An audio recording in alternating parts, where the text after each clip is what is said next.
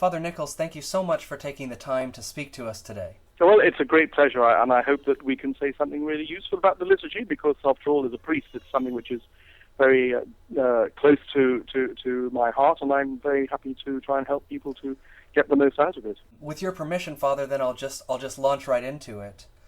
Yes, very good. I thought it would be just briefly best to describe to you the situation in America, and I think that will spur you on to make some comments, first of all, whether your situation in England is similar, and also comments about how we can perhaps take steps to fix it. So in America, basically the quickest way I can say it is that in 99% of our churches, for example, for the entrance chant, we sing anything we like in any style with a text written by anybody, Catholic or non-Catholic. And then for the offertory, just to mix things up, we sing anything we like in any style with a text written by anybody, Catholic or non-Catholic. And then, for example, for the communion, we sing anything we like, written in any style, with a text written by anybody, Catholic or non-Catholic. And all I can say is that I am not exaggerating, and so maybe you could respond to that, Father. Well, I'm afraid to say I think that what you just outlined is true of certainly of England, and I think from my experience of the Anglo-Saxon sort of English-speaking world generally over here, at the side of the Atlantic, and I don't have any reason to believe it's any different in, say, Australia or any other major English-speaking country that I'm aware of. And indeed more besides, I mean, places where perhaps English isn't the main language, but is the main kind of lingua franca, like, say, India. I don't know what happens there, but I think you'll find that much the same pattern prevails wherever we're talking about. And I think it's more than 99% as well. I think that it's more like 99.9%. There are very few churches, I think, which go in for singing. By implication, what you're suggesting, of course, is that there is something that ought to be sung, maybe in a particular style, or maybe there is some styles, but certainly there is a particular text that ought to be sung, and it ought to be something that is actually laid down by the church in some form or other, and that, by and large, does not get followed. Oh, it's like what we call in America, America's best kept secret. Yes. That there are these texts that have been, associated with individual masses for whatever, 1,600 years, 1,500 years. Yes, definitely, yeah. So this is, believe it or not, this is news to me that it's like that in other places. I mean, would you also, let me ask you this, Father, would you agree with the statement that that's very much opposed to what Vatican II wanted, in the sense that the whole emphasis leading up to Vatican II, Pius XII, and then before him Pius X, was sing the Mass, don't sing at Mass. And so would you say that that's almost a surprising development?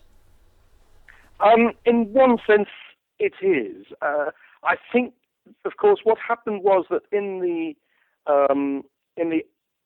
church music before Pius X's time, it was still the case that you had by law to make sure that the texts of the Mass were at least pronounced, at the very least, so that you could, sing something else. But of course, they were pronounced by the priest, in a low voice, as you know, in the sung Mass. And I think that for a long time, of course, that was just regarded as not only as sufficient, but as the actual real expression of what the liturgy was about. See, I think a lot of people would have grown up with the basic assumption that the real form of Mass was the low Mass, at which, of course, the priest did actually say everything. And that when you had a sung Mass, what happened was it was an elaborate form of the Mass in which some other people repeated what the priest was doing. So the choir, for instance, repeated the introit, the Kyrie, the Gloria, the Gradual, the chant before the Gospel, the Creed, the offertory, the communion, the Agnus Dei, the communion.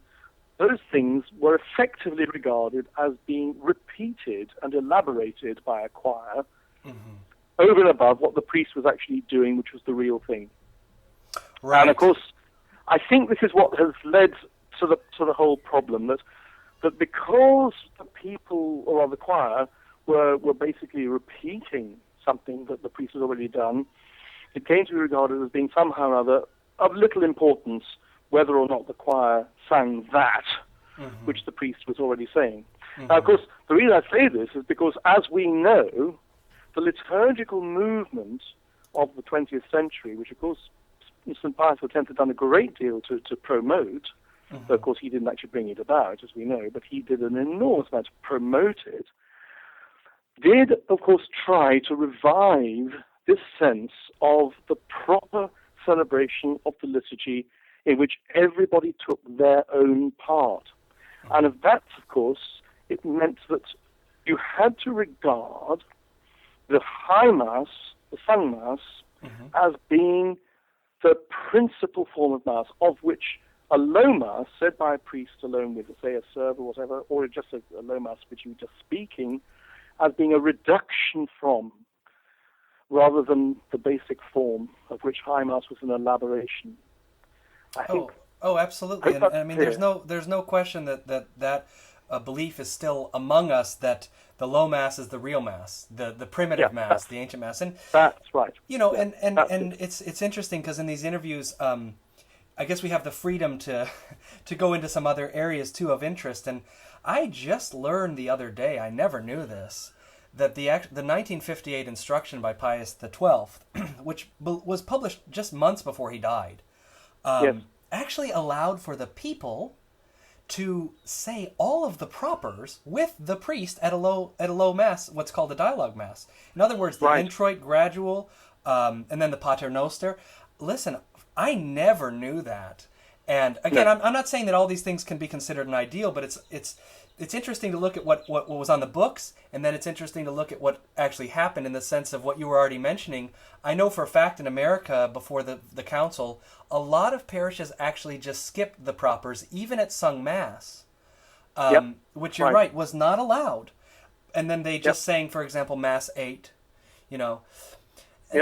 And so, but that's absolutely right. Let's move forward a little bit, because I think you're always obviously going to find abuses in the past and everything, but you, Father, are actually doing something to try to move forward, I believe, the Graduale Parvum. Is that correct? Yes, that's right. It's a big project, but the idea is that it was a project that originally was conceived by a very important, but not perhaps very well known, Hungarian musicologist and liturgist, a great academic called Professor Laszlo Dobszay. Yes, and sorry? Oh, I said yes. I'm familiar with that professor. Ah, good, wonderful. Yes. Well, Professor Dobszay, of course, he had, obviously a remarkable kind of combination of skills, being both a musicologist and a liturgist. So this was of tremendous advantage because it meant that he was able to appreciate so much more than merely the musical side of things or merely the liturgical textual side of things. See, so many liturgists have tended to be interested only in text, or maybe in ceremonial and ritual, but very rarely have they had much knowledge of music. Whereas, of course, what Dobszay was able to bring to the picture was a very well-integrated understanding of the musical nature of the texts of the Mass. And so, of course, he was able to build on this in order to try and promote the idea that these texts, which belong to the Mass, are actually intrinsically not just singable, but to be sung. So, rather than just treating them as pieces of text on a page, which can be read out or sung at will, they are things which ought to be sung. Now, of course, what he also recognized was that here one can encounter certain kinds of difficulties. Let's start, of course, by saying that the musical texts of the Graduale Romanum are, of course, very ancient. These are the texts, musical texts, which go back over 1,000 years. We know they go back that far because we actually have manuscript sources dating from the 10th century, which, although, of course, musical notation as we know it didn't exist, what we can do is we can see in embryo the ways in which musical notation was to develop. And when we, as it were, extrapolate back from the present plain song settings, as you might find in any Vatican or Solemn edition of the chants of the Mass, when you extrapolate back from those into these early manuscripts, you can see that we're dealing basically with the same fundamental forms.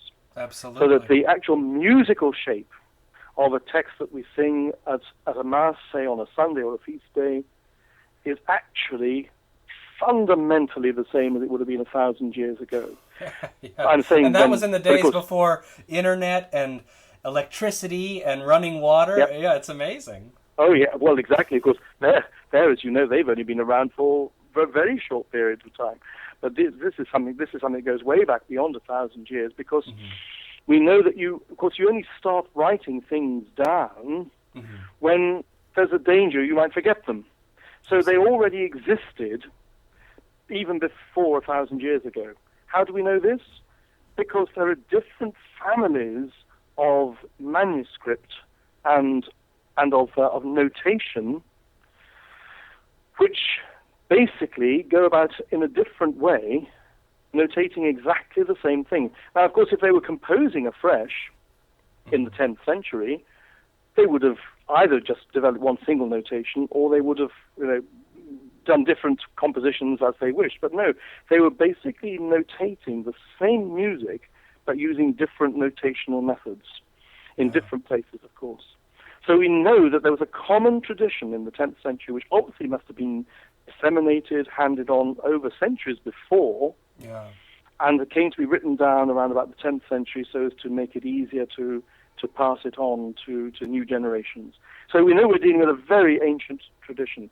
Perhaps in a way, it may be that I'm putting the cart before the horse by talking about all this, because perhaps what we also need to bear in mind is why should it be important to bother about these texts at all, musical or not? Because after all, when you look at the texts, so we call these texts the propers, because they are the texts which vary from one Mass to another. Right. As opposed to the ordinary of the Mass, which of course is the basic structure of the Mass, which is more or less unchanged from one day to the next. But as well as the readings which change each day, there's also these other texts that we call the propers, so that you've already outlined them in terms of the place that they occupy. The place that they occupy being the very beginning, the procession to the altar at the very beginning, before the Mass proper begins. And that, of course, generally known by the name introit or introitus in Latin, meaning the entrance. And, of course, in the Missal now you have what's called the entrance antiphon. Then, of course, there's the reading which takes the place between the psalms. Between the readings, which generally comes from the Psalms, usually from the Psalms. Right. Then, of course, you've got a chant at the offertory as the gifts are being brought to the altar and as they're being incensed at the altar. So that's another such proper chant. And then finally, as you mentioned, there's communion, the time when people are receiving communion is a chant that's specifically associated with that point in the Mass as well. And all these points of the Mass, they've been recognized, of course, as having, some specifically kind of musical commentatory role, and that's why, in more recent centuries, particularly more recent times, although the texts may well have still been recited by the priest as they're found in the Missal, they are nonetheless no longer sung. If people think, oh, well, we don't want to sing this if the priest has already said it, we'll sing something else. We'll sing a hymn, or we'll sing a song of some sort. So that, of course, is what's grown up in most recent years, virtually everywhere. And as you say, this hymn or song has no relationship whatever to the text that's laid down in the Missal, the text which has been used at that point for, you say, well, over 1,000 years. Yes, I think almost never there's, or sometimes there's a slight resemblance, I think, but almost never, yeah. Yes, almost never.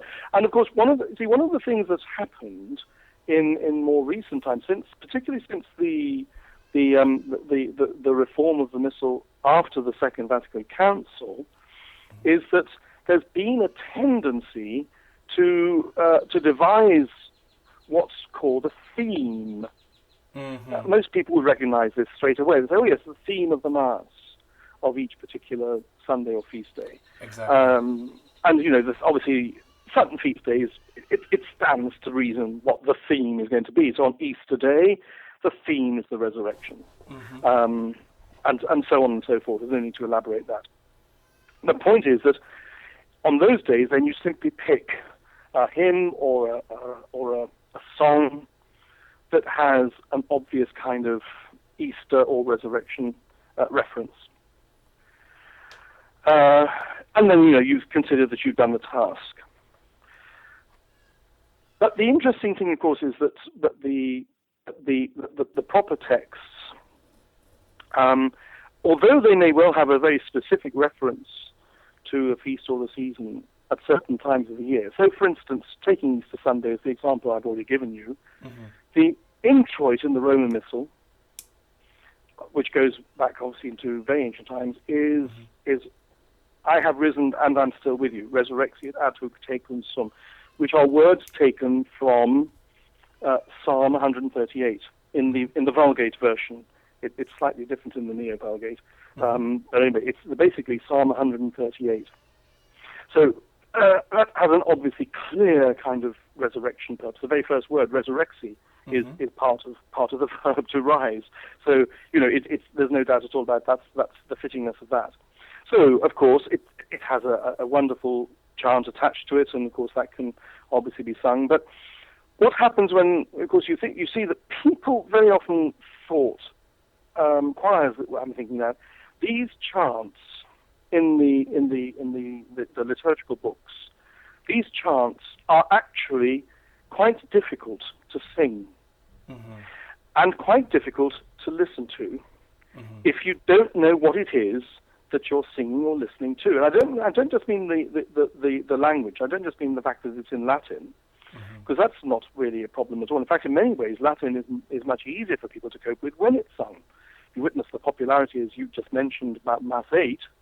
Sure. I think that's precisely, people are very very comfortable with that. At least they were when it was still kind of the common parlance and the common language of the church. Right. But I mean, they had no difficulty with it, despite what a lot of liturgists or others might have wanted to claim. People had no difficulty with it. So I'm not talking about Latin as such. I'm talking about the musical language.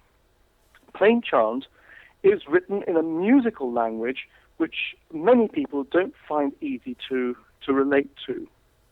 Sure. It's quite hard to perform well unless you know what you're doing, and people find the modality and the rhythmic freedom of it something that doesn't relate to their experience. People are used to the idea of having a tune and not just a tune, but a tune that has a kind of rhythmic kind of structure to it.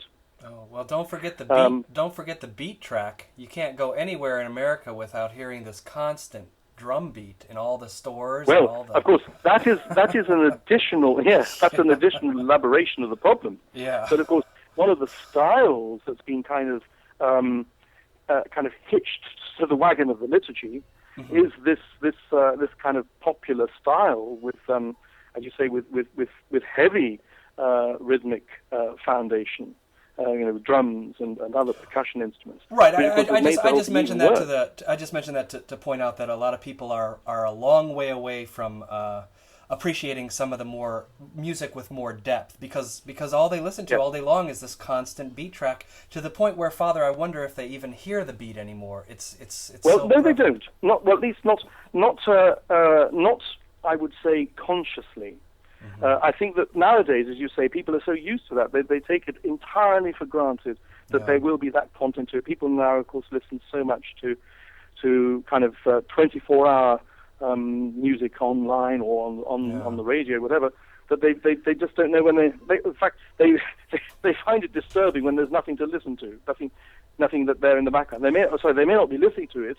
It may only be in the background, but therefore they still find themselves disturbed when it's not there. And I just mentioned it in case that was also, because your point was that it's very difficult for us to approach this music, and I wondered if you agreed that that was one of the reasons, because of this really disintegration of any type of culture musically. It becomes twice as hard to get people to like Gregorian chant, if you will. Yes.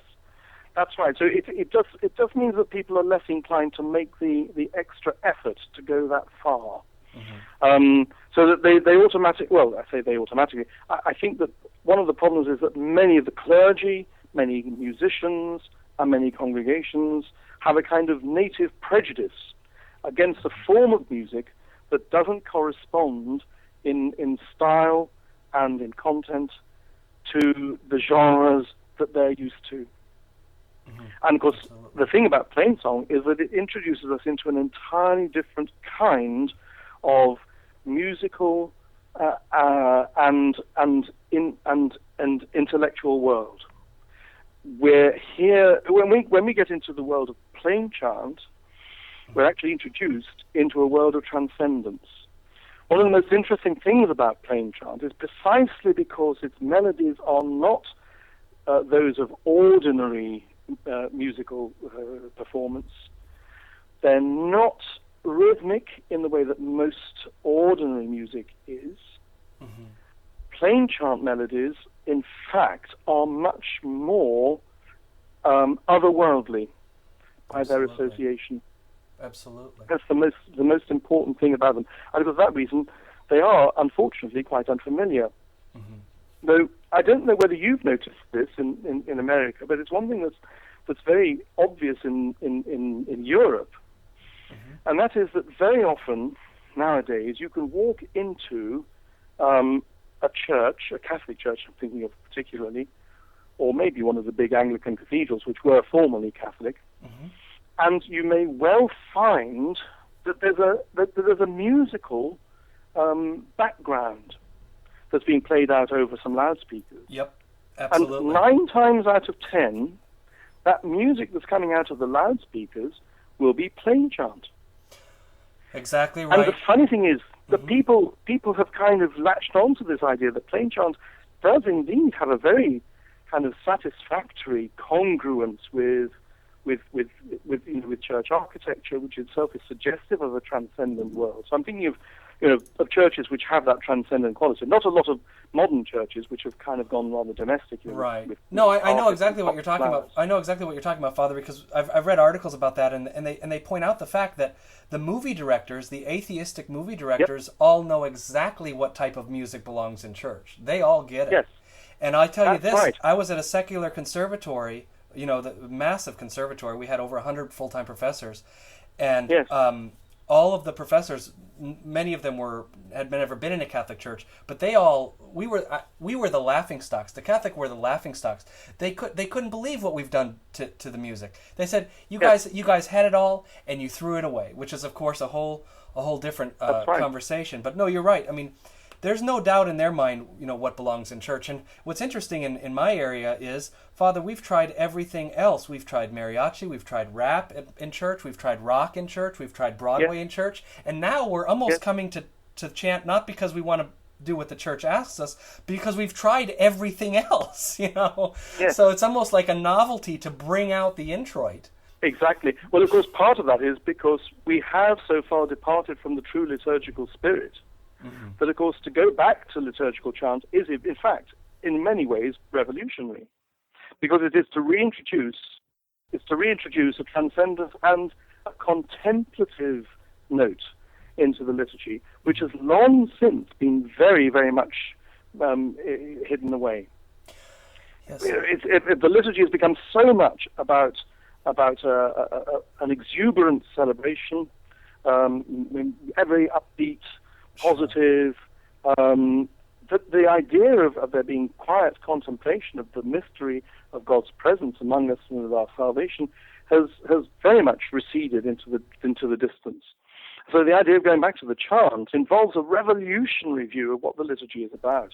But also, don't you agree, Father, that I know exactly what you're speaking about. There are people out there who say we need to make the Mass as interesting as possible. We need to be able to compete with the circuses and the movies and the television. We need to have every manner of amusement. It's all about amusement. But Father, they're never going to be able to compete with all the secular entertainment industry. It's never going to work.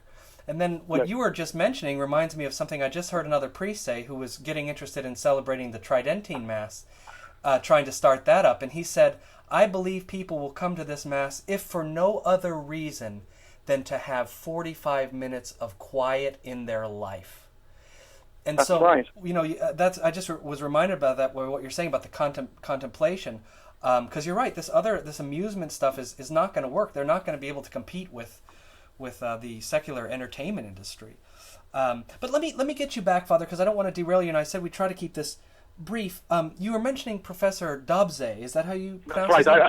I hadn't forgotten that. But see, I wanted to ask you very much because we have not been able to find exactly the books that he produced. I've read his articles, but he spoke about productions that he did in Hungary, hymnals, and simplified graduals. I have not been able to put my hands on any of those. Are they in existence? Yes. They're not easily found. I'm afraid.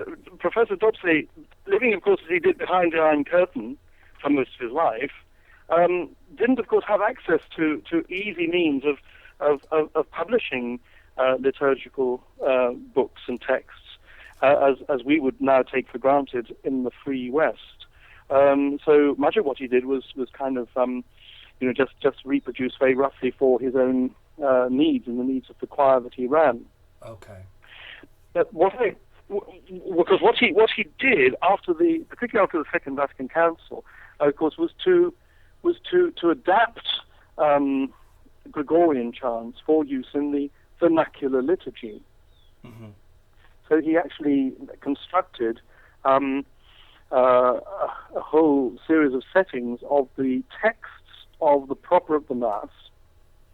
Mm-hmm. So those parts, again, we talked about which change from one Mass to another, in the Hungarian tongue, and sometimes also in Latin as well, which I'll come on to now. Well, maybe that's why they're not. Maybe that's why, even if I found those books, perhaps they wouldn't be that much use to me if they're written in Hungarian. This is part of the problem. But what's interesting about what he did is that, being both a liturgist and a musicologist, he wasn't content, for instance, with writing his own music. He didn't want to write something which was a free and original composition. He wanted to take something that belonged to the whole tradition of the Latin liturgy, mm-hmm. and to incorporate it into the vernacular of his own country. In order to do that, what he did was not to try and adapt the full-scale chants of the Graduale Romanum, because, as I said to you, they are, on the whole, generally speaking, more complex sure. to sing. But in order to make it easy for people to come to these texts and to the musical style of Gregorian chant, he adapted some of the simpler chants, generally the chants, in fact, found in the Divine Office. So the chants that are attached, for instance, to the antiphons in services like Vespers and Lauds. So those are, on the whole, fairly straightforward musical settings in which there's usually one or two notes to each syllable, mm-hmm. but generally not much more than that, which makes them much easier to sing, to commit to memory. And yet at the same time, of course, they belong to an ancient tradition. The melodic forms are very ancient, and therefore they do introduce people to the musical style of Gregorian chant. What I would say in kind of summary of it all is that I think that part of the problem that faces the church in the liturgy is this idea of the marriage between text and liturgy. That because obviously in major feasts there's a clear connection between the texts that are sung and the feasts themselves, as for instance I mentioned the Day of Resurrection. Mm-hmm. Therefore, I think people look for specific themes, and so in the Sundays of ordinary time, you don't really get that. If you look at the antiphons and the psalms of the ordinary Sundays of the year, you don't get a sense of there being a particularly tight thematic connection. And that is very important because it's not part of the character of the ordinary liturgical celebration. And people have, I think, lost sight of the idea that the scriptures, which provide us with these texts, because that's the important thing, most of these texts are in fact scriptural in origin, they are themselves nourishing of our spirituality. Yeah. They introduce us into a transcendent world without necessarily having to have what we call a thematic connection.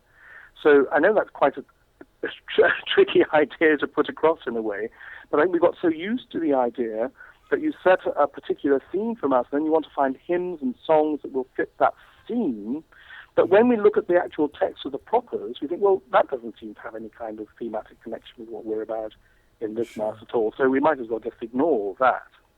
Well, and as you know, I've done reading on this, and sometimes, you know, for example, the introit has been shortened because over the years it used to be longer and then it got shortened, and occasionally the original verse of that psalm, which was chosen for that feast, just for one reason or other, got out there. But moving back though to complete the earlier statement, you are actually producing a book to help address this problem. Is that not the truth?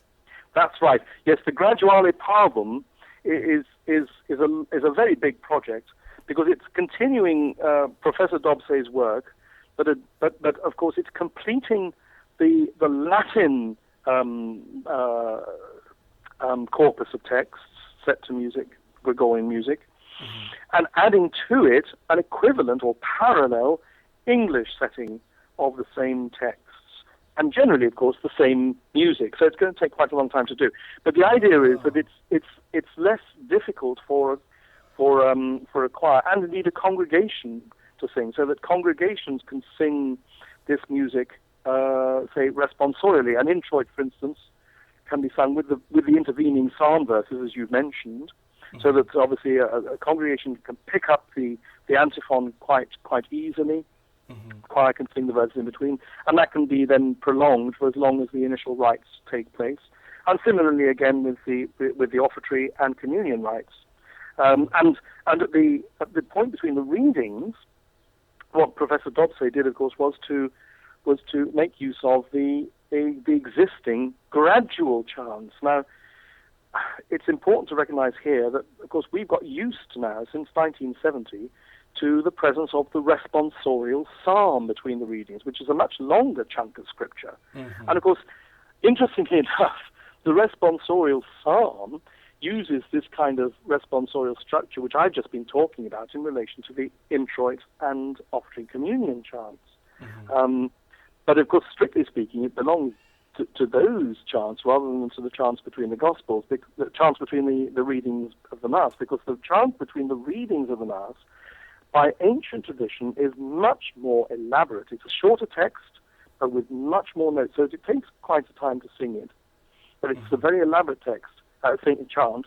And the elaborateness of the chant is part of the preparation, it's part of the meditation on the reading we've heard, and part of the preparation for the reading that we're about to hear. Absolutely. So it has a different kind of method, if you like, of going about using that space between the readings. It's part of contemplation and of preparation. for hearing the gospel. But it goes about it in a very different way from, say, the responsorial psalm and the large-scale acclamation, which we already talked about, the way in which so much modern church music tends to go for a rather extrovert and grand sort of gesture. Right, and I don't like it how people are so derogatory when they speak about the gradual.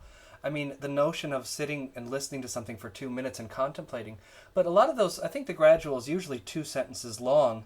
I mean, one that I'm thinking of is, it is better to trust in the Lord than to put your trust in princes. Yes. We can afford to sit and contemplate such a beautiful verse as that for 2 minutes or 3 minutes. I mean, how is that going to harm us in this day and age with what we're dealing with in this day and age? That might be a very good thing for us to, rather than just, like you were saying, very much active, get through as much text as possible in as quick a time as possible. What would a change it would make to actually start contemplating Scripture? And so, do I correctly assume that in your book that you're producing, you set the gradual text? Yes, that's correct. And not the responsorial psalm text. Absolutely correct. Yes, and that of course is one of the unusual aspects of it. And in a way, as I say, it's part of this revolutionary idea. The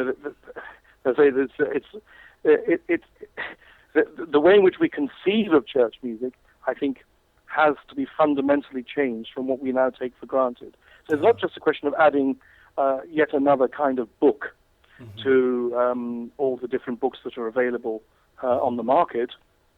It's a question also of presenting a completely different liturgical style, which, of course, returns to a liturgical style that is very, very ancient and yet at the same time still very fresh and new. Just as the liturgy of the Mass itself is both something very ancient and yet also very new.